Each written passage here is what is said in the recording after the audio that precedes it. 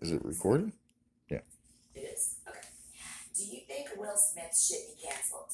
Young people are leading the way along with social media to this cancel culture, and young people are the ones who can stop it.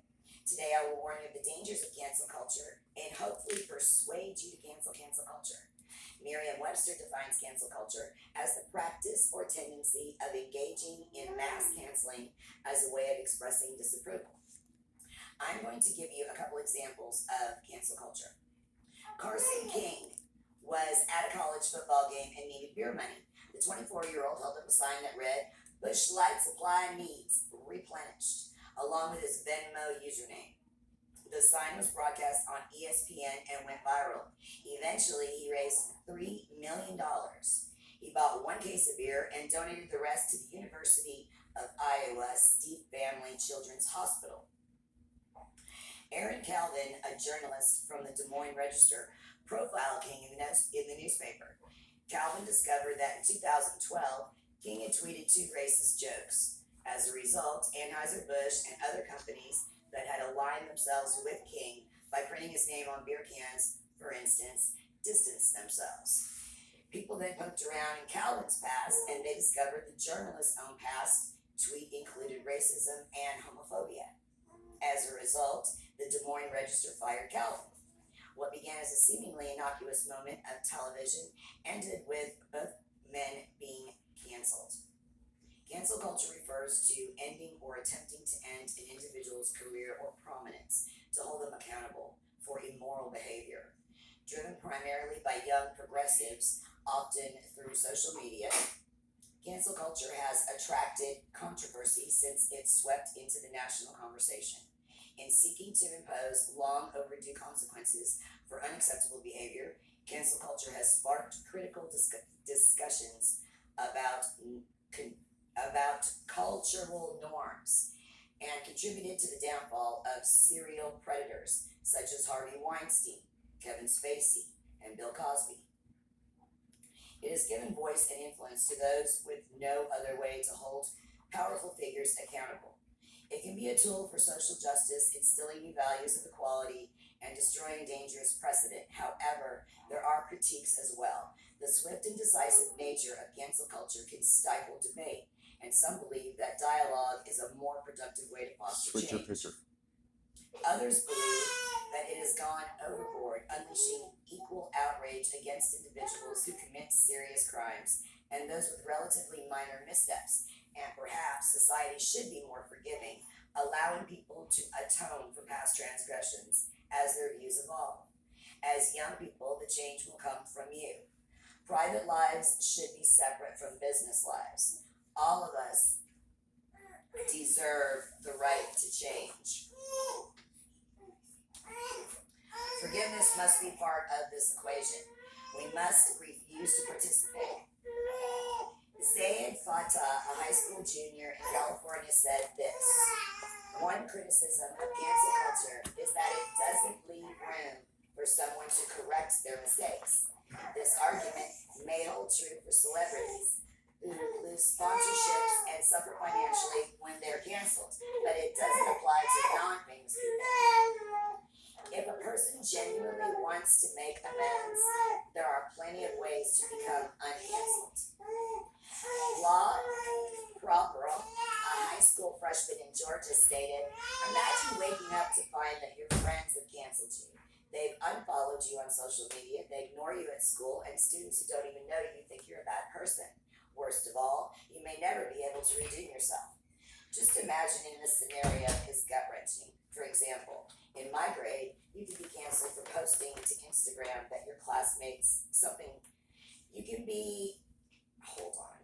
For example, in my grade, you could be canceled for posting something to Instagram that your classmates simply don't agree with, like saying that you like a certain band or even a certain type of food. I'm not against holding people accountable for their actions, but I support giving my peers a second chance. According to Richard Ebling, one of the new fashionable phrases has become cancel culture. The idea that ideas, institutions, and people of the present, as well as people of the past, must be overturned and dethroned from legitimacy and acceptance in society so as to expunge the injustices, cruelties, and insensitivities existing in current life and lingering over from historically. C.E. Think Tank Newswire. In this Viewpoint article, the author expresses his concerns that cancel culture will cause the destruction and the repression of all knowledge and understanding of the country's history, the good and the bad. It is why all possible effort must be made to resist and rationally respond to a cancel culture that would erase the history and memory of America from the minds of humankind.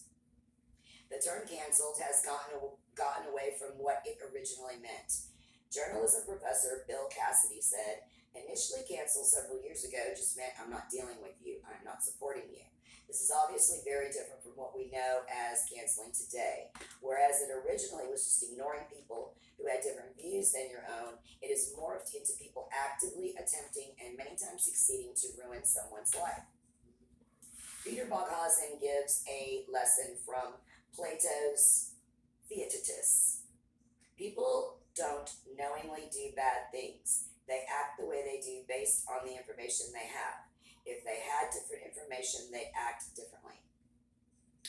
Think I will be a better person, not if I believe some particular conclusion, but if I do the best job I can to think honestly and sincerely about an issue and change my mind if my view is in error.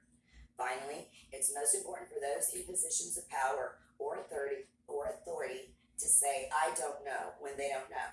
This acts as a modeling behavior, makes it acceptable and good to state you don't know, and nudges the culture to view admission of one's ignorance as a virtue. To quote Ronald Reagan, "Freedom is never more than one generation away from extinction." And to maintain our freedoms of press, assembly, and speech, we need perpetual vigilance. I urge you to consider all that I have talked about today. The words you heard are from people from all over the world. Oh, hold on. Let me it's not fast forwarding through. There it goes. That's the last page. I urge you to consider all that I have talked about today. The words you heard are from people from all over the world. Right now, I'm going to use my words and thoughts. In the process of researching for this speech, the articles that were available to me on this topic were in the thousands. It was almost impossible to narrow it down to a short speech. The results of cancel culture are too numerous to mention. However, I will give you a few. Suicide, jail or prison time, loss of jobs, loss of homes, loss of friends, loss of family, loss of social media, and loss of mental health. What can you do about it? You can change it. You can cancel culture. Do not participate in this wave of evil that is trying desperately to take away our right to speak and have different opinions. America was built on different opinions with a strong moral fiber. You must respect the foundation. Decide today that you will not participate in bringing anyone down unless crime is involved, and if that is the case, we have law enforcement for that. Refuse to be part of the problem. Be the solution. Be the solution.